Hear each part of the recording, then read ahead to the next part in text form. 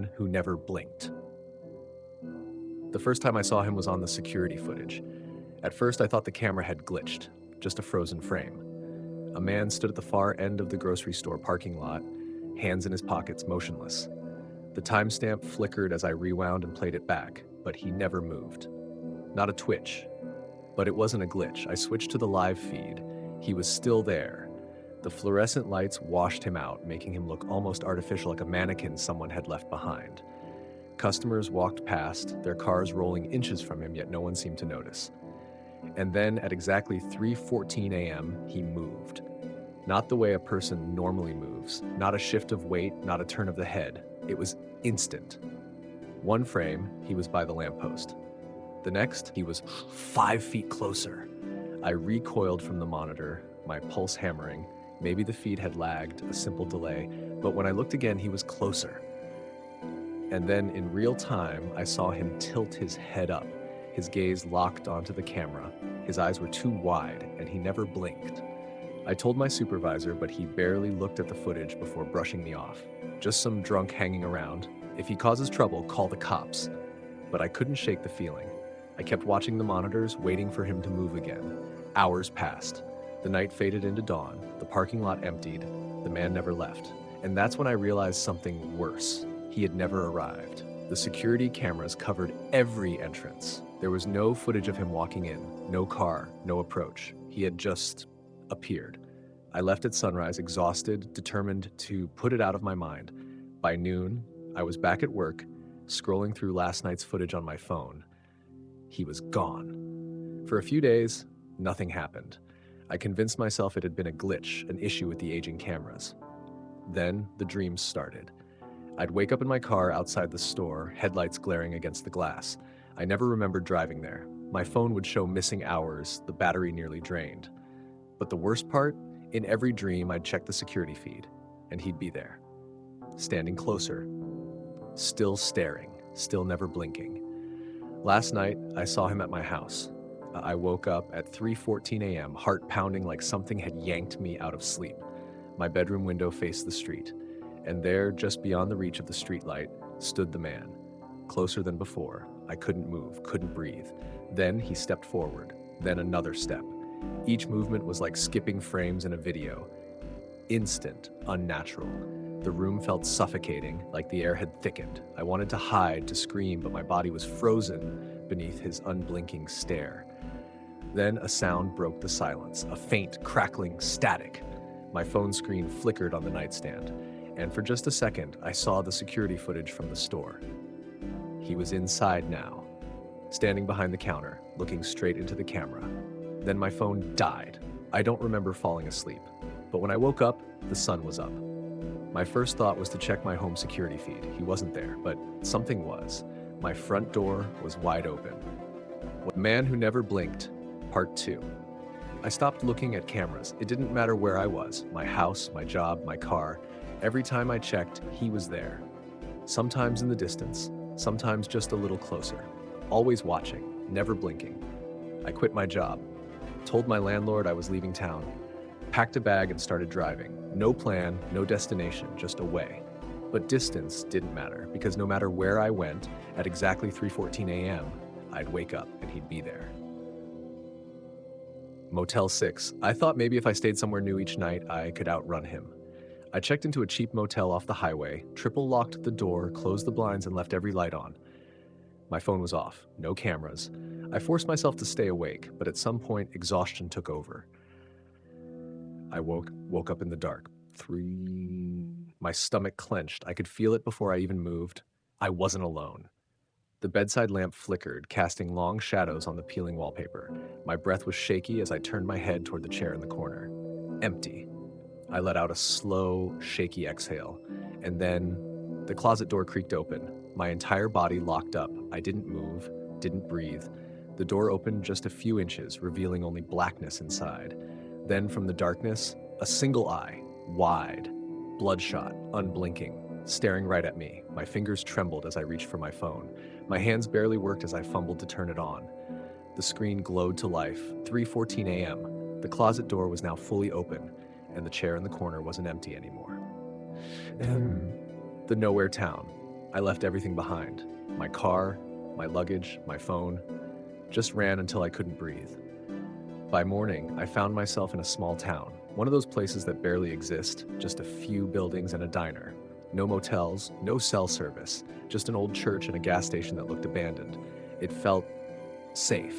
No cameras, no screens, no way for him to find me. I asked the gas station clerk if there was a place to stay.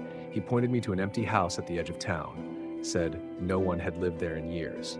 I didn't care. I just needed sleep.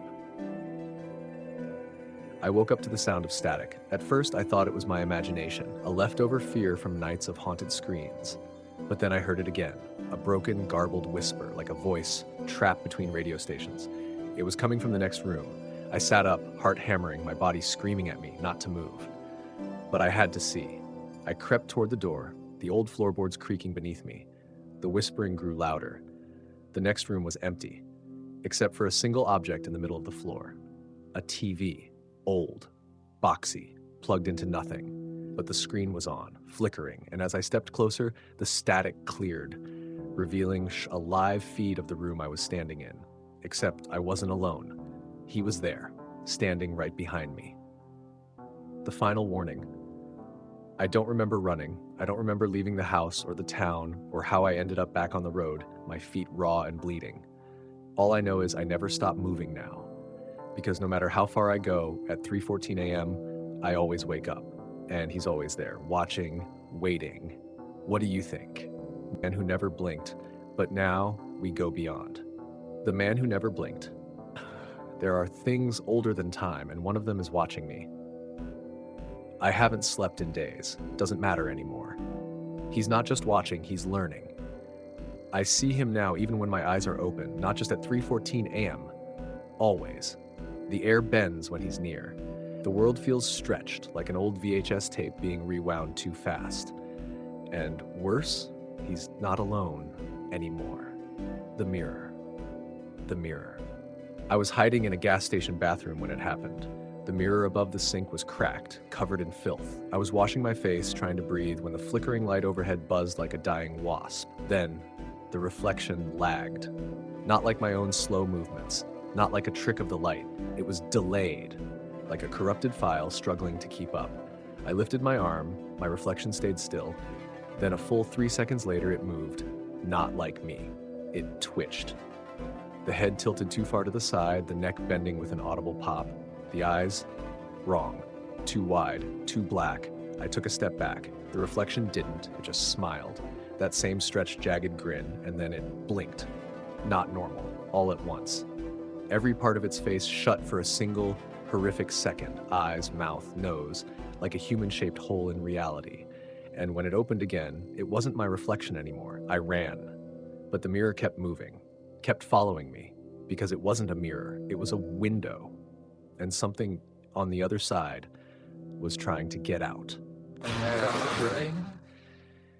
It's no longer just him. I see them in crowds now. People frozen in place for too long, their heads just slightly off angle. A woman at a bus stop, standing perfectly still despite the freezing wind. Her dress doesn't move, her hair doesn't move. A child on a swing, motionless midair, as if the world just forgot to finish animating them. Then, at 3:14 a.m., they move, one frame at a time. Closer. I made a mistake last night. I whispered, I see you. And the entire world glitched. The sky flickered black. The stars blinked off. And every single one of them, every frozen body, every mannequin-faced figure in the streets, turned their heads toward me, in perfect, horrifying unison, like puppets on cut strings. And from every direction, in a voice that wasn't a voice, they whispered back, we see you too. The false awakening. I don't wake up normally anymore. Now, when I wake up, it's into another dream, another reality. The layers are folding over me like wet paper, suffocating, drowning. Last night, I woke up in my childhood home, except the clocks had no hands, the pictures on the walls were just eyes, watching, unblinking. The static on the TV whispered my name, and the front door, wide open. I felt him before I saw him. The air was heavy, wrong, like the space around me was warping. I turned my head, and he was right there, inches away. His mouth was too wide now, unhinged, stretching like something inside was cracking apart. And then he spoke. A sound like a dial-up modem screaming in my skull, like 1,000 voices speaking at once but all slightly out of sync. And in that horrible overlapping chorus, I understood. Not words, meaning, a message, a warning, or maybe a command. You are awake in the wrong place, and then the world folded inside out. Shri 3:14 a.m., the end of reality. I don't know where I am anymore. Not here. Not there. The clocks have stopped. The air tastes wrong. The stars above me are shaped like eyes. And I'm not alone. They're everywhere now. The frozen figures, the empty smiles, the impossible reflections. They don't just move at 3:14 a.m. anymore. Now, they never stop moving. And worst of all, I think I'm starting to move like them too. I can feel it. Something inside me. Changing, glitching, skipping frames, and I still haven't blinked. The man who never blinked isn't watching me anymore. He's waiting for me to join him. Do you hear the static too? Then it's already too late.